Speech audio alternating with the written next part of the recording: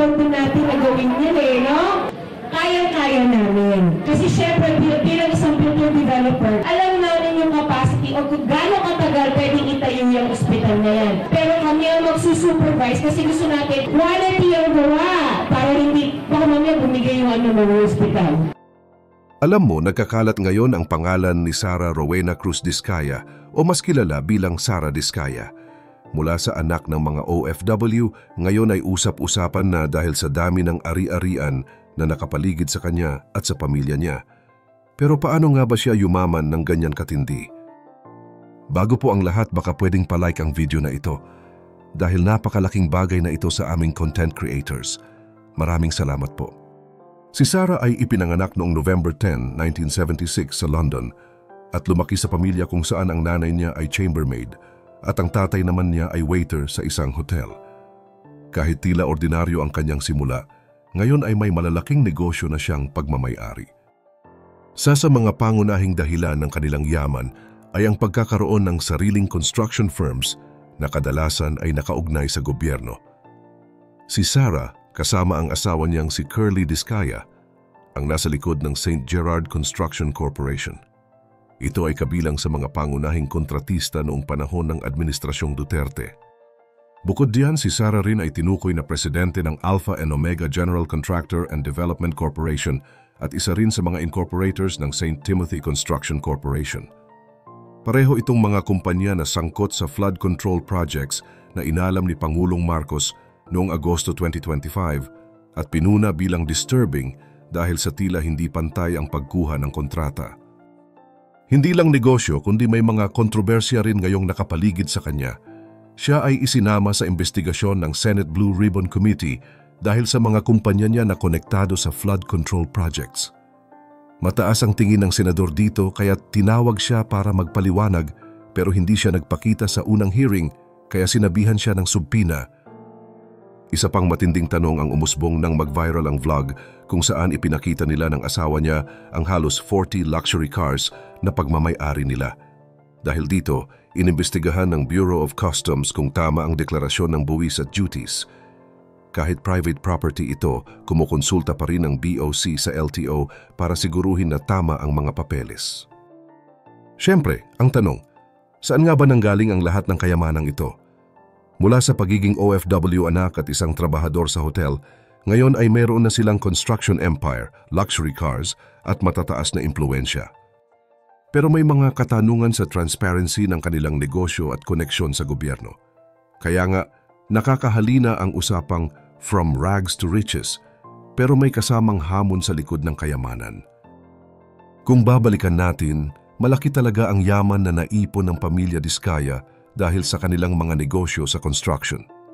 Pero hindi lang pera at proyekto ang usapan dito, kundi pati na rin ang mga kontrobersya na unti-unting lumabas habang lumalakas ang impluensya nila. Isa sa mga pinakamalaking kumpanya nila ay ang St. Gerard Construction o SGC. Sa mga pahayag nila, ang layunin ng SGC ay bumuo ng mga proyekto na may integridad, teknikal na kalidad at makakatulong daw sa lipunan. Maganda pakinggan, pero noong Enero 2020, nabigla ang marami nang ilabas ng Department of Public Works and Highways o DPWH ang isang order na nag-blacklist sa kumpanya. Ayon sa dokumento na pinirmahan ni dating DPWH Secretary Mark Villar, suspendido ng 1 taon ang SGC sa paglahok sa lahat ng government projects. Ang dahilan ay ilang paglabag na may kinalaman sa kontrata. Ito ay iniutos noon ni Senior Undersecretary Rafael Yabut. Ibig sabihin, hindi sila pwedeng tumanggap ng bagong proyekto mula sa gobyerno sa loob ng 1 taon. Para sa isang malaking construction firm, malaking dagok ito. Ngunit kahit na blacklist ang kumpanya, hindi natigil ang pangalan ni Sara. Mas nakilala pa siya lalo nang magsimula siyang sumubok pumasok sa politika. Noong nagdaang halalan, hinarap niya ang isang mabigat na kalaban, ang incumbent mayor ng Pasig na si Vico Soto. Dito mas naging mainit ang usapan tungkol sa kanya. Lumabas kasi ang issue ng kanyang British citizenship. Sabi ng mga kritiko, hindi siya dapat payagang tumakbo sa halalan dahil hawak niya ang pasaporte ng ibang bansa. Dito pumasok ang usapin ng Republic Act 9225 o Citizenship Retention and Reacquisition Act of 2003. Sa ilalim ng batas na ito, kapag naging naturalized citizen ang isang Pilipino sa ibang bansa, kailangan niyang i-renounce o bitawan ang foreign citizenship bago makatakbo sa public office dito sa Pilipinas. Pero ang kampo ni Sara, na pinangunahan ng kanyang abogado na si Edward Gayalogo, ay nagsabing hindi ito sakop ng kaso niya dahil ipinanganak daw siya sa London na parehong Pilipino ang magulang, kaya automatic siyang dual citizen mula sa birth, kaya't walang nilabag na batas. Idinagdag pa nila na may ruling ang Korte Suprema noong 2022 na nagsasabing exempted ang mga Pilipinong naging dual citizen by birth sa requirement na i-renounce ang foreign citizenship. Magkaiba ang dual citizenship by birth at naturalization. Ang dual citizen by birth ay nakukuha kung ipinanganak ka sa bansang nagbibigay ng citizenship base sa lugar ng kapanganakan o kaya kung isa o parehong magulang ay citizen. Samantalang ang naturalization naman ay proseso kung saan nagiging citizen ka ng ibang bansa matapos kang ipanganak. Kaya ayon sa kanyang kampo, malinaw na qualified si Sara na tumakbo. Habang tumitindi ang issue, nagkaroon pa ng palitan ng akusasyon si Sara at Mayor Vico. May mga video na lumabas online kung saan may ilang mamamayan na nagsasabing susuportahan nila si Sara laban kay Vico. Pero ayon sa kampo ng alkalde, smear campaign ito na gumamit pa ng mga vulnerable citizens. Hindi rin nagpatinag si Mayor Vico at diretsahang sinabi na ang kumpanya ng pamilya Diskaya, ang St. Gerard Construction, ay iniimbestigahan dahil sa mga kaso ng pandaraya, misrepresentation, paggamit ng dummies, anomalya sa kontrata, at pati raw paggamit ng substandard na materyales. Mabigat ang mga paratang na ito at naging malaking dahilan para mas lalo pang pag-usapan ang kayamanan at negosyo ng kanilang pamilya. Ang sagot naman ng kampo ni Sara, na-provoke lang daw sila ng mga akusasyon na ito kaya sila nagdesisyong sumabak sa 2025 midterm elections. Sa madaling salita, hindi lang negosyo ang nagdala ng pangalan ni Sara Diskaya sa spotlight kundi pati na rin ang politika. Matapos ang mainit na laban sa politika, mas lumaki pa ang mga isyong hinaharap ngayon ni Sara Diskaya at ng kanyang pamilya. Hindi lang basta politika o citizenship ang pinag-uusapan, kundi pati na rin ang mga proyekto ng gobyerno na may kinalaman sa bilyong pisong pondo. Kasama sa pinakamalaking kontrobersya ngayon, ang mga flood control projects na hawak ng kanilang mga kumpanya.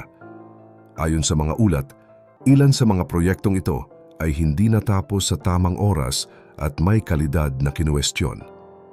Dahil dito, mismong si Senator Jinggoy Estrada ay nananawagan na pangalanan ni Sara kung sino ang kanyang contact sa Department of Public Works and Highways o DPWH na tumulong para makuha ng kumpanya nila ang mga kontrata. Dagdag pa dito, sinabi ni Pangulong Ferdinand Marcos Jr. na ipapatawag niya ang St. Timothy Construction, isa sa mga kumpanyang konektado sa pamilya Diskaya, upang ipaliwanag kung bakit nananatiling hindi kumpleto at substandard ang isang flood control project sa Bulacan kahit mahigit 2 taon na ang nakalipas mula sa target na PETSA ng pagtatapos. Malaking halaga ang nakataya rito dahil multi-billion peso project ito. Naging mas seryoso pa ang usapin ng sabihin ni Senator Estrada na hihilingin niya sa Senate Blue Ribbon Committee na maglabas ng warrant of arrest laban sa mga kontratista na patuloy na hindi dumadalo sa mga pagdinig ng Senado. Sinang-ayunan din ito ni Senate President Francis Escudero na nagsabing nilagdaan na niya ang mga subpina para pilitin ang mga contractors kabilang ang kumpanya ng Diskaya na humarap at sumagot sa mga tanong ng publiko. Habang patuloy ang usapin sa Senado, pumasok din sa eksena ang Bureau of Customs. Sinabi ng ahensya na titingnan nila ang mga imported luxury cars ng pamilya Diskaya dahil malinaw na konektado ang kanilang construction firms sa mga flood control projects. Sa isang panayam kay Commissioner Ariel Nepomuceno, sinabi niyang makakaasa ang publiko na gagawin nila ng tama ang kanilang trabaho para maimbestigahan ang yaman ng pamilya.